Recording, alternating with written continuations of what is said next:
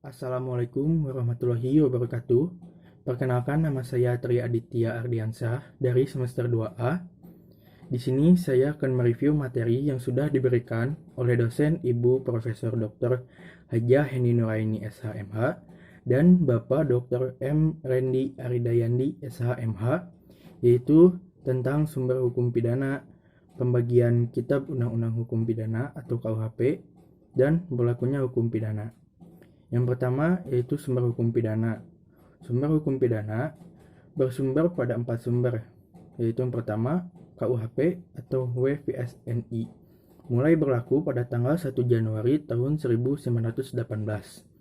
Yang kedua, peraturan-peraturan lain di luar KUHP, seperti Undang-Undang Tindak Pidana Narkotika dan Undang-Undang Tindak Pidana Korupsi. Yang ketiga, Memori Penjelasan KUHP atau MVT.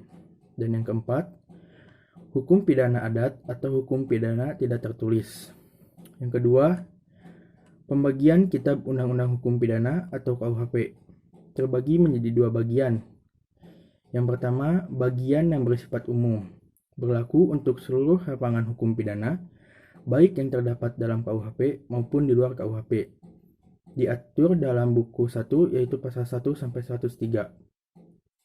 Dan yang kedua, bagian khusus, yaitu mengatur perbuatan-perbuatan mana yang dapat dipidana dan disertai ancaman berupa sanksi bagi yang melanggarnya. Diatur dalam buku 2, pasal 104 sampai dengan 488 tentang kejahatan. Dan buku ketiga, pasal 489 sampai dengan 569 tentang pelanggaran.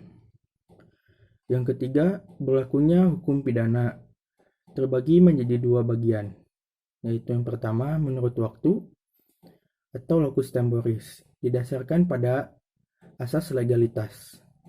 Dalam KUHP diatur pada pasal 1 ayat 1. Hal ini berisi dua konsekuensi, yaitu yang pertama, tindak pidana harus dirumuskan terlebih dahulu dalam rumusan undang-undang.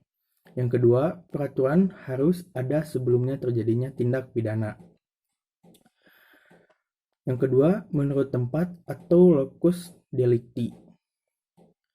Mencakup pertama, daratan negara, yang kedua, perairan atau laut teritorial yang ditetapkan oleh HI.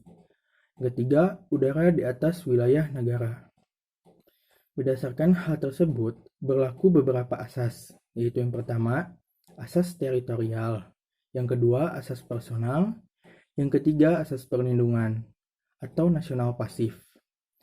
Yang kelima, asas universalitas.